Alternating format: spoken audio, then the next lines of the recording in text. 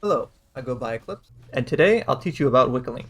Wickeline is an important late game objective that gives you a powerful buff, as well as the rare VF blood and some other goodies that will make your team much stronger. However, many players don't understand what to do when there are multiple teams fighting for it. I'll be teaching you the Y formation and why it will help you secure Wickeline for yourself. It's time to contest Wick and there are a bunch of teams around. So what should you do?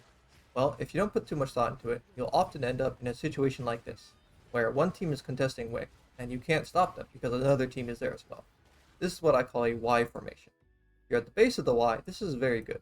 The other two or more teams cannot contest you because if either of them walks forward, they will place themselves in the center, so they'll die even if they do get the Wick.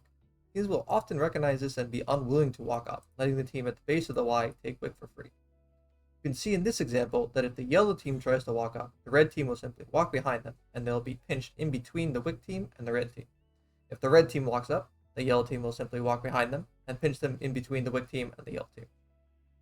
If you find yourself in this situation, all you have to do is wrap around one of the two teams, preferably the team that is applying more pressure to Wick, so they can't finish it without being 3P'd.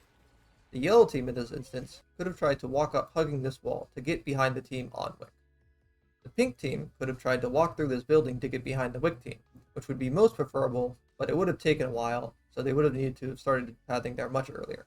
Or they could have tried to go to the left in either of these two paths to try to get behind the yellow team. If you're at the base of the Y and you see a team wrapping around you like this, you'll either need to finish the Wick quickly, pull further back so that you can't get wrapped around, or just avoid entirely so you don't get pinched.